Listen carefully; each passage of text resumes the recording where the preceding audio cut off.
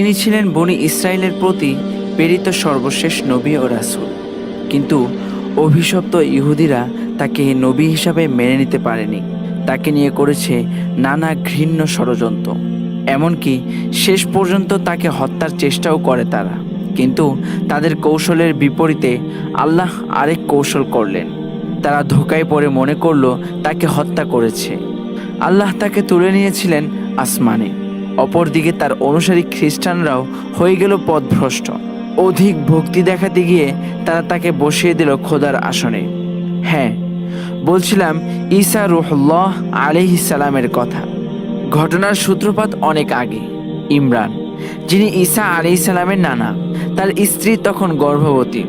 তার স্ত্রী মনে মনে নিয়ত করলেন তার অনাগত সন্তানকে তিনি আল্লাহর নামে উৎসর্গ করবেন, অর্থাৎ তাকে বাইতুল মুকাদ্দাসের খেদমতে পেশ করবেন। সময় কেটে যায়, সেই সাথে সন্তান ভূমিষ্ঠের দিনও ঘনিয়ে আসে।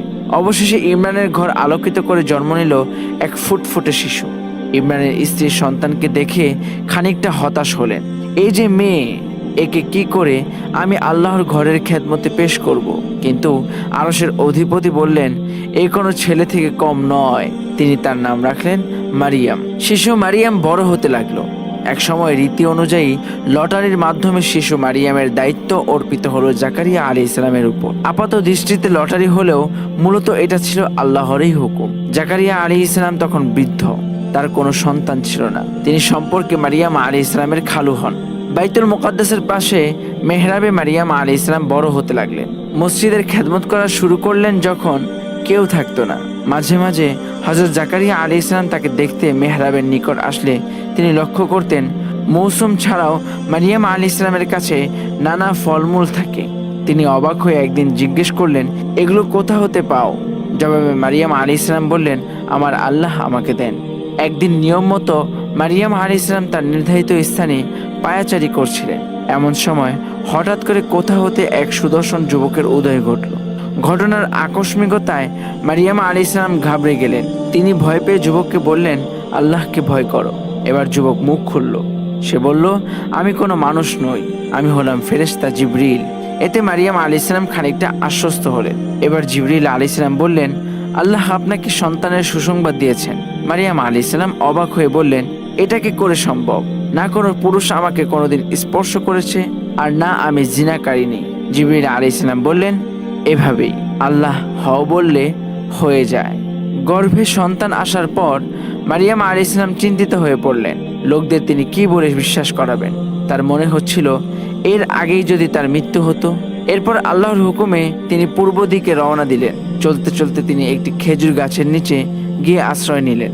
ক্লান্ত শরীর নিয়ে আর পেরে উঠছেন না মারিয়াম আলাইহিস সালাম। হঠাৎ একটা আওয়াজ বলে উঠল, তোমার পায়ের কাছে ঝর্ণা হয়েছে, দেখো। এরপর সেই কণ্ঠ আবার বলল, খেজুর গাছের কাণ্ঠ ধরে নাড়া দাও, গাছ থেকে খেজুর পড়বে তোমার জন্য। একদম তাই হলো। এরপর এলো সেই মহেন্দ্রক্ষণ। জন্ম নিলেন নবী ঈসা আলাইহিস সালাম। তার জন্মকে তুলনা করা হয়েছে আদম আলাইহিস সালামের সৃষ্টির সাথে। আদম আলাইহিস সালাম যেমন পিতামাতা ছাড়া সৃষ্টি হয়েছেন, ঈসা আলাইহিস সালাম তেমনি পিতা ছাড়া জন্ম নিয়েছেন।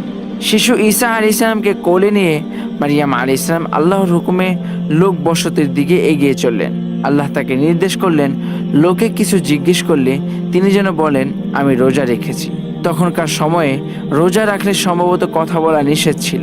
মারিয়াম আলাইহিস সালাম তাই করলেন। লোকেরা তার কোলে শিশু দেখে বলতে লাগলো, তোমার পিতা তো অনেক ভালো লোক, তুমি এমন হলে কিভাবে? মারিয়াম আলাইহিস সালাম কিছু না বলে কোলের শিশুর দিকে ইশারা করলেন। এটা দেখে লোকেরা হাসাহাসি করতে লাগলো। এমন সময় হঠাৎ করে ঈসা আলাইহিস সালাম কথা বলে উঠলে তারা বোবার মতো চেয়ে রইল। নিজের মায়ের সতীত্বের সার্টিফিকেট দিলেন শিশু ঈসা আলাইহিস সালাম। এমন কাণ্ড দেখে অনেকেই ঈমান আনলেও কিছু কপট লেগে পড়ল বিরোধিতায়। অপপ্রচারে লিপ্ত হয়ে পড়ল তারা। হতভাগাদের কপালে হেদায়েত জুটেনি। বন্ধুরা, এই ছিল আমাদের প্রথম পর্ব। দ্বিতীয় পর্ব আসবে খুব শীঘ্রই। সে পর্যন্ত সবাই ভালো থেকো, সুস্থ থেকো। আল্লাহ হাফেজ।